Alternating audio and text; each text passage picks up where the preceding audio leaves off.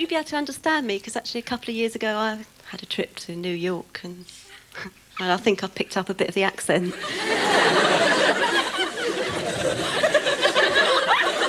Motherfuckers. Just slips into the conversation sometimes.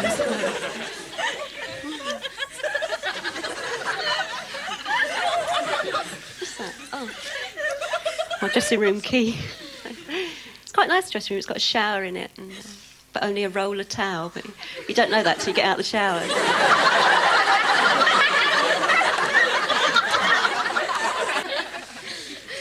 The door's open. Everyone comes out. Everyone is ready for fireworks. Except the dog. Eddie. He is shut up in the sheddy.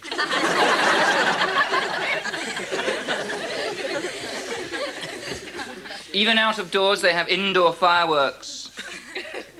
Dad says it is better to be safe than dead. It's true. The air is full of the smell of next door's fireworks. Mum says they are very good this year. This year, Christopher is allowed to help his dad to light the fireworks. He is very excited. He is very proud. He is 28. I do like doing impressions. I like actors from both sides of the Atlantic, American method actors and British dramatists. And I think it's about time they got them together in a brilliant new film. This week on video, Martin Scorsese presents Just One of Those Days, Asshole, with Robert De Niro and Alan Bennett. It was one of those goddamn days, you mother-loving asshole. Was walking down the sidewalk, all kinds of goddamn pimps, prostitutes, some sleazebag mother goddamn friggin' asshole pulled a knife on me. I ripped his head off, shit down his goddamn neck. You know what I'm saying? It was one of those days. What about you, Alan? Yes, I have had one of those days. My mother sent me to the corner shop for a packet of lemon puffs. And I came back with happy faces. Yeah, you know, I'm gonna burn the goddamn house down, piss on your goddamn friggin' family's ashes. There's no need for language like that, there really is. Or? Next week on video, Vietnam, 1967, a living nightmare. One man is the Terminator. That man is Ronnie Corbett. Okay, listen up, you guys. We got 24 hours to nail the Viet Cong. They'll mean mother, so watch your ass. Any questions? Yeah, at the back, Officer Corbett. One question, please, one question. Now, the thing is, I am the Terminator. Which means I have to blow people away. Which isn't very nice. And good heavens. It's a little bit embarrassing. But I'm afraid I've gone and lost my gun. I was playing golf in the middle of the jungle, which is a bit difficult, when out from the bushes, jumped a man with a ridiculous haircut. A bit like mine. And he came up to me and he said, I think it's absolutely bloody disgraceful. The way you're all quite casually sitting down here enjoying yourselves. There are hundreds and thousands of people out there who for weeks haven't even touched a single, let alone an album, by the Boomtown Rats. Well, I came here tonight, obviously.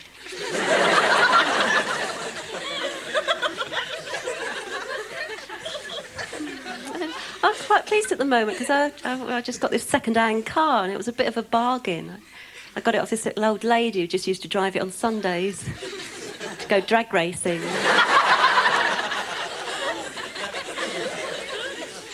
Well, I got it because I hate using them pedestrian subways. I'm like some demented lost little rabbit sticking me head up the wrong burrow all the time. You could be lost under them for days, can't you? I've seen nomadic tribes wander under there with their oxen. So, of course, it's much better now with the car. Bit bumpy going down the steps, but... people get out the way quicker, I find.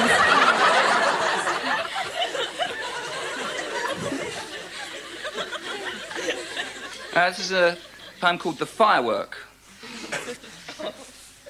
He held the burning Roman candle, an outdoor firework without a handle. It made him cough, some bits flew off and turned his shoe into a sandal. There you go.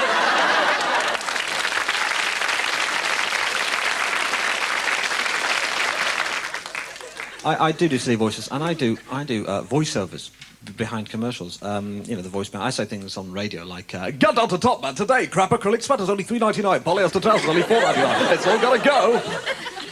which is a bit demoralising, obviously. But, you know, you get used to it. But you get to recognise a lot of voiceovers. You know, you might hear Richard Briers, you know, saying, "The new Ford Sierra. Glad you put in the back of the kitchen. Golf clubs in the boot, shut it down." He's a strange man, isn't he? It's a bit odd. And, of course, Brian Glover. And he says things like, "Bread's better without chicken out.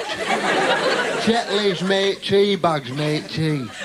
And the thing is, that's his real voice. Believe it or not. It's because I met him the other day and I said, "Hi, Brian, good friend of yours. You know, I've always admired your work." And he said, "Hello." I said, "Come on, knock it off. You know, you're not at work now." And he went, "What are you talking about?" oh dear, it's your real voice. But he limits the kind of work he can get, really. He limits the kind of... Brian Glover limits the kind of work he can get, because he couldn't, for example, say... "Voice wrong date, chutney." I don't think anyone would buy Audis. You know what I mean? Or if he advertised a perfume and said...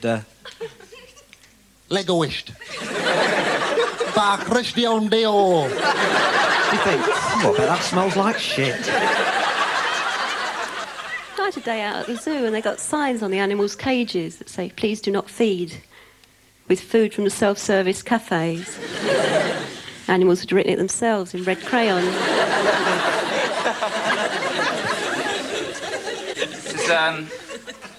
This is a poem about not using tropical hardwoods because it diminishes the rainforests.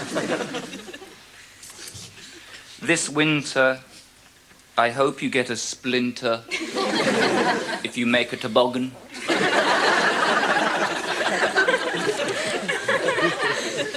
And it is a mahogany.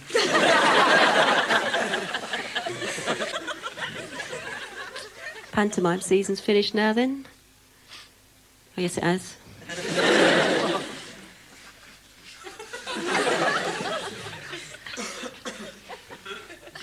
Of course, another thing that comes round every so often is Manchester bidding for the Olympics, isn't it?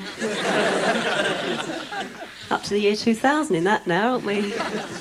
God, bloody hell, year 2000. Half the gymnasts aren't even born yet. But it'd be the British athletes I'd feel sorry for. Imagine, you know, you spend your whole life training for the Olympics, your big dream to be in the Olympics, and you end up in Manchester.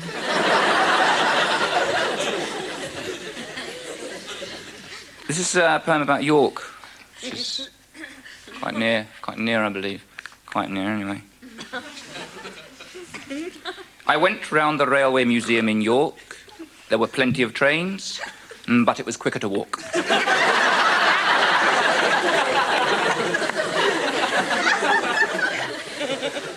I read the other day that 10% of people in this country are illiterate. Well, I didn't read it, got the gist from the pictures. But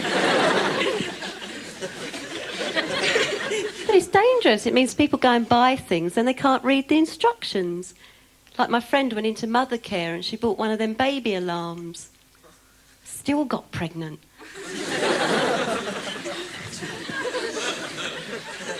My agent rang up and said, "Don't worry, Steve. I've got you a walk-on part on All Creatures Great and Small." And it's great because there's only one line you have to say if you've got a small part in that, of the audition. There's only one line, and it's this. It's, Morning, Mr. Elliot. And if they like that line, they give you a second line, a bit more interesting, and it's this, it's... Sure, right, Mr. Elliot. We don't need your help round here, thanks very much.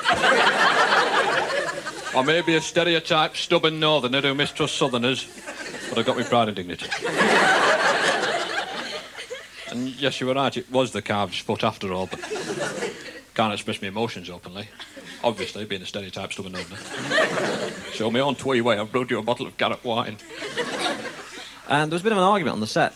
There was a bit of an argument because the director said, look, he said, I've been all the way through this script, he said to the scriptwriter, and, you know, there's not one arm of a cow's bottom. You know, this is why people watch it, you know, let's write one in. And so they did, and then James turned up and he went, right, where is she? OK, in we go. I said, well, Mr. Elliot, there's nothing wrong with the cow's bottom. He said, no, it always comes back to the bottom. I said, but I called you about my chickens, Mr. Elliot.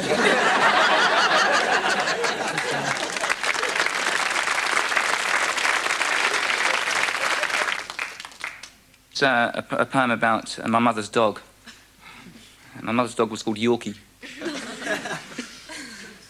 Yorkie won't go for a walkie.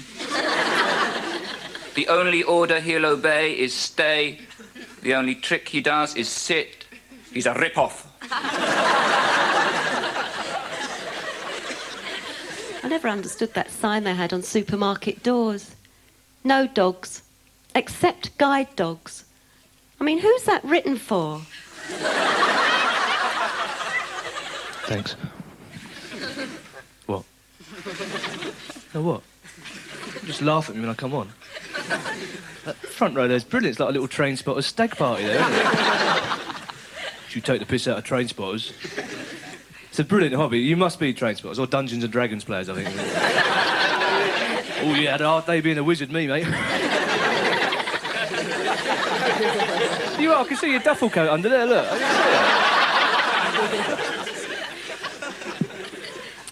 It is, I have to start, obviously, but I would just love to say it's a pleasure to be back here. I'm great to be working here, great to be working anywhere, obviously, of course. But I've just got back from the States. I was working over in America for quite some time. I wasn't doing comedy over there, before anyone says. I was actually doing a much easier job in America. I was town planning. I was on the street naming department as well. You can't go wrong. Turn up in the morning, say, what should we call that first, avenue? It's got a ring to it, hasn't it? Quite like that. Here, tell, what about the one next to it? What, the Second Avenue? I love this country, I do. But wait, hang about. Tell. What about the really broad way? Nah, confusing, wasn't it? Third Avenue, I think. Yeah. Because you'll notice, I don't know if you see a lot of comedy, a lot of British comics have got a terrible habit of taking the piss out of Americans because it's easy. It's a bit unfair. I think Americans are very logical people. Only in America would they have a drug problem and decide that the way to get rid of the drug problem would be to drop caterpillars on South American cocaine fields. Surely somebody at that meeting had the courtesy to just turn around and go, piss off. You tugging my todger or what? Just imagine all over the States little caterpillars. I'm loving that job. Best job I've had in my life forever, I'm telling you, man. The days go by so quickly as well. It's like 10 years' time, Bolivia, and I buy some drugs, you have to talk some really heavy butterflies, you know what I mean? And the other thing that American teenagers are doing for kicks, which is such a brilliant story, poor American kids, what they're doing, they're going out into the jungle, they're getting cane toads, they're licking the toads, and they get high. You agitate them, secrete this stuff, you get high, so you go, wait, toad. What? Poleaxe is shit, isn't it? And they lick it, imagine being a toad dealer. Ribbit, shut up. I had a terrible Christmas, by the way. I had a really bad Christmas. It's always the same. You give out all these really expensive presents that you've taken ages to buy for everybody. You go, that'd be nice for so-and-so, and that'd be nice for so-and-so. Then all you get back is a load of dead leaves with denim poured on them called potpourri, don't you? A bloody perfumed litter. Thanks, Granny. Where's me proper present, you bitch? Come on. Your granny tries to give you the old moral trip. Giving is better than receiving, Geoffrey. I mean, who believes that? I mean, who'd like to spend thousands of pounds at Christmas and get nothing back, you know? Had a great time, Gran, but I got nothing back, thank you. The only thing I can think of where giving is better than receiving is anal sex, right? And, even then I'm only guessing, you know. Granny. Because I like animals. I'm not a big dog lover, I have to say. All that fetching stick nonsense is ridiculous. Go on, fetch it. All right. If that was a cat, just say, get your own fucking stick. But that doesn't get in either. No, I'm a big cat lover. I'm having some trouble with my cat at the moment. I've got a beautiful little black and white cat, lovely little cat, but he's off his food. I got some really cheap stuff for him, 500 tins of Japanese dolphin I got cheap. So. Oh, no, don't do dolphin jokes, man. Oh, no, don't, because they can do that through the water, dolphin. It's a big smile, aren't they? Sodom, they're fish, aren't they? They're big tuna, really, aren't they? Regardless of the politics, the cat won't touch the food, so I phoned my mum up. Mum did the classic, well, he'll eat it if he's hungry. No. Came down this morning, he's wrapped up in a blanket, smearing cat shit all over the kitchen wall.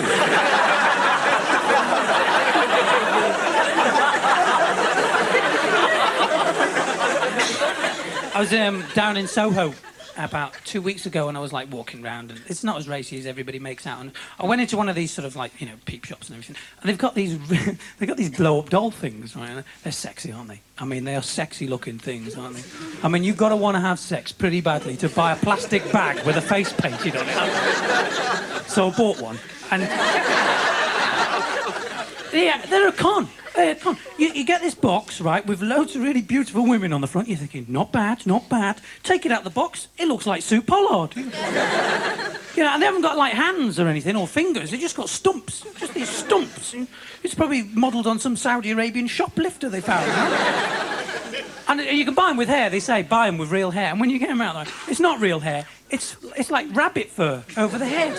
Looks like it's wearing a parka. Oh, great, I bought a bloke train spotter. What am I going to do with this? Secret to enjoying yourself, and you're getting into that now. Secret to enjoying yourself is basically drinking quite a lot, taking drugs, and having sex. Do those things. If you want to relax when it's the weekend, whatever day it is, do those things. Because to enjoy yourself, you can't listen to the Puritans, the Philistines, the people that say, Kevin, you can have a good time without abusing your body. Because you can't. Well, you can't, can you? What do you do, watch BBC Two? I don't know.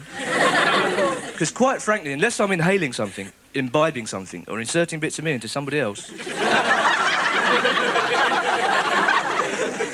not having a good time. If I'm doing all three and the big match is on, bingo.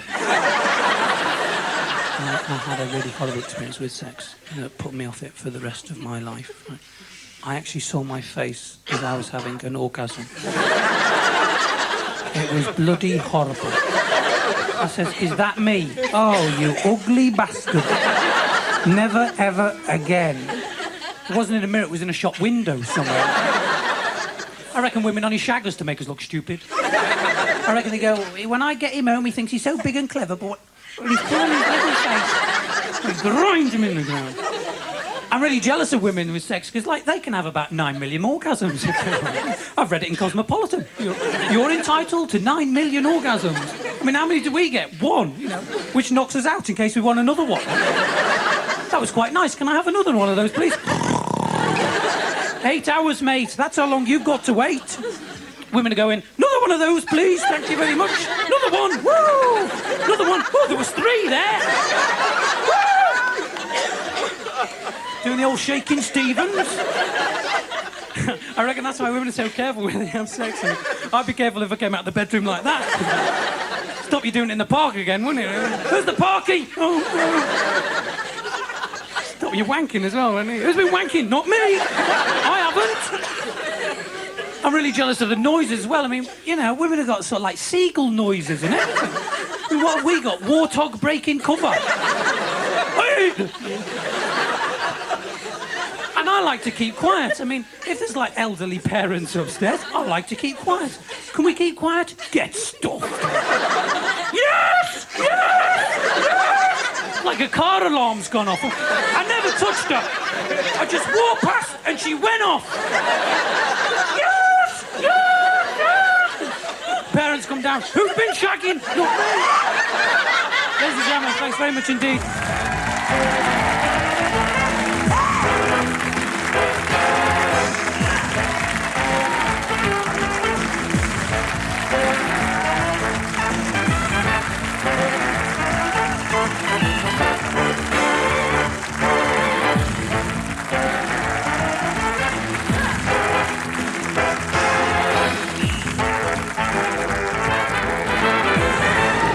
Next week on video, Clint Eastwood is Magnum Force with his new sidekick, George Formby. Okay, George, we gotta clean this scum off the streets and make the world a better place. You can say that again. Let's kick her.